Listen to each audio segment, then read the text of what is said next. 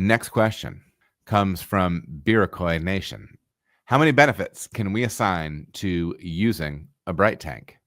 Biracoy, I think that's a great question. We're going to, there's some crossover in language here a little bit.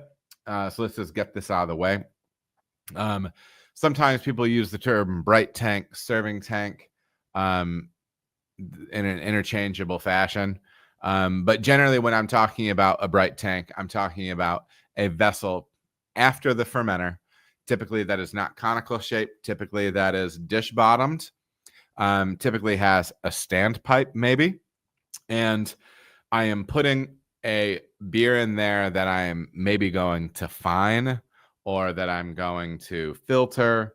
I'm going to filter into that so I can package off of it, or maybe I fine in this vessel or condition in this vessel and then transfer to a serving tank that you would just pour all that beer out for the pub like that.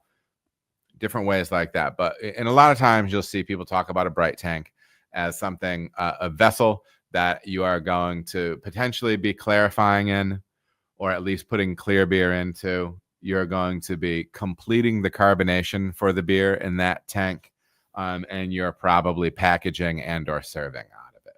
Okay, so your question for me is, how many benefits can we assign to using a Brite tank? So a Brite tank, packaging vessel. Packaging vessel is definitely one of the benefits. It does give you a tank post FV that you can dial in your carb, your clarity, and do some conditioning and then get into packaging. I think that's one. Obviously, every time you add a tank to your cellar, you're increasing capacity, right? Because if you are just going from Brite to Brite or doing, just going FV to FV or unitanking, something like that, all with cylinder conical fermenters, that kind of is what it is. You're tying up things on that side. There's nothing wrong with that. But a Brite tank can be nice for increasing capacity, freeing up an FV to be able to brew into again. It's just another vessel to be able to do that with, really. I do like that many of them will have a standpipe. I think that's really helpful. Sometimes that standpipe is in the bottom of the tank, and it's actually a leg that sticks up above some level of the dish of it. And so you can have sediment settle into the dish portion. You can pull off from above it. Another way that you can do that as well is you can get a racking arm for, I'm assuming you're looking at an 1.5 inch or 2 inch port on the side of your tank.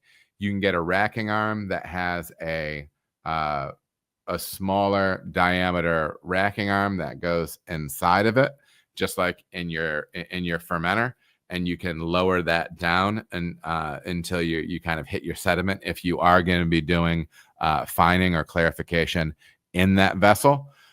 So that would be another function, or that would be another way to accomplish the same thing as having a standpipe. But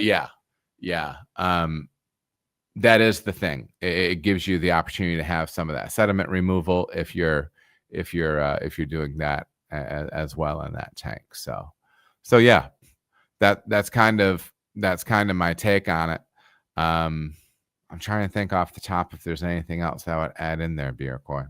Good to see you in here again. Hope everything is going well on your side, and follow up with some more clarifying stuff in here if I didn't touch on what you thought I might have to offer on the subject. Appreciate seeing you in there.